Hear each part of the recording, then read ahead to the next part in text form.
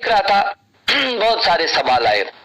सवाल कुछ नई शिक्षा नीति पर है, सवाल ऑनलाइन शिक्षा पर है, सवाल जो दूरस्थ क्षेत्र में वर्तमान परिस्थिति में कैसे छात्र यदि जिसके पास इंटरनेट की सुविधा नहीं है वो छात्र कैसे पढ़ेगा, इस तरीके के सवाल हैं। ये महाविद्यालयों में कब परीक्षा होगी, फिर कैसे करके संस्थान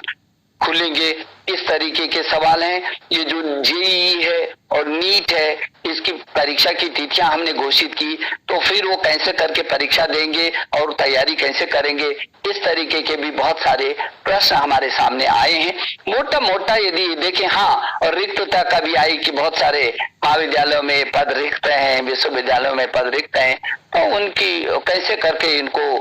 भरा जाएगा। तो जो भी सारे लगभग सभी प्रश्नों का ये निचोड़ है। तो मैं कहना चाहता हूं कि इस अवसर पर जो आपने कहा कि चुनौतियों के अवसर हैं और उसमें जो चुनौतियां उनको अवसरों में तब्दील करना है, ये अवसर हमारे लिए बहुत महत्वपूर्ण है। तो पहले तो मैं उन लोगों के सवालों का थोड़ा सा जवाब देना चाहता हूं जिन्होंने अपने सवाल अभी आ ही रहे हैं सवाल, और उनका जो निचोड़ है। तो आप सबको मालूम है कि जिस तरीके से जो वर्तमान में स्थिति आई है, तो उच्च शिक्षा विभाग ने यूजीसी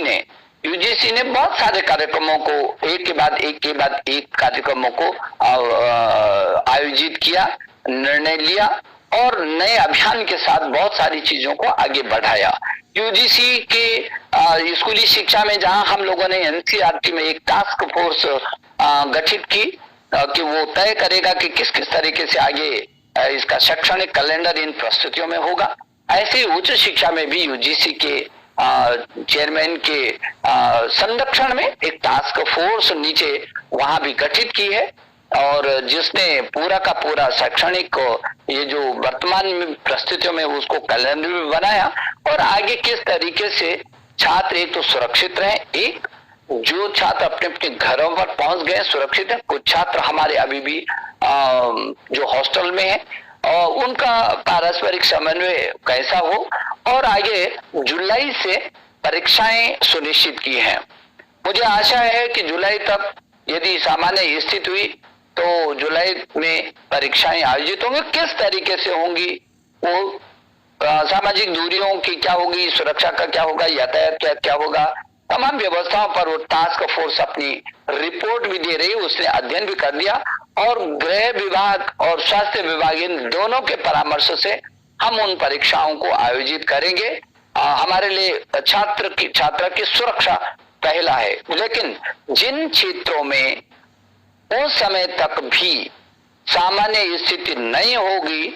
उन क्षेत्रों में हम लोगों ने तय किया है कि जो फर्स्ट सेमेस्टर का छात्र होगा, पहले वर्ष का होगा, वो उसका जो आंतरिक मूल्यांकन है उसी के आधार पर उसको पदोन्नति भी दी जाएगी, जबकि दूसरे तीसरे जो वर्ष के होंगे, सेमेस्टर के होंगे, वो पहले वाले सेमेस्टर का उसका जो अंक होगा उसका 50% और जो वर्तमान में उसका आंतरिक मूल्यांकन होगा उन दोनों का उसके 50%, उसके 50%, इन दोनों के मूल्यांकन से उसको आगे किया जाएगा। जबकि फाइनल परीक्षा होगी, वो कब होगी, यदि ऐसी परिस्थिति होगी तो उसके लिए आगे सुनिश्चित किया जाएगा। तो वैकल्पिक दृष्टि से सारे लोगों का निर्धारित किया है, शैक्षणिक कैलेंडर बाकायदा जारी भी कर रहे हैं, और एक के बाद ये भी कह दिया कि सभी महाविद्यालयों में,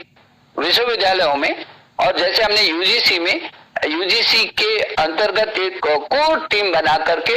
एक ऑनलाइन लोगों के जो छात्रों के सहयोग के लिए एक कैसे करके एक कमेटी गठित की है, एक प्रकोष्ठ गठित किया है, तो ऐसे ही विश्वविद्यालयों के अंदर और विश्वविद्यालयों से नीचे फिर महाविद्यालय के अंदर भी छात्र को कोई परेशानी न हो, वो एक ऐसा प्रकोष्ठ गठित करने की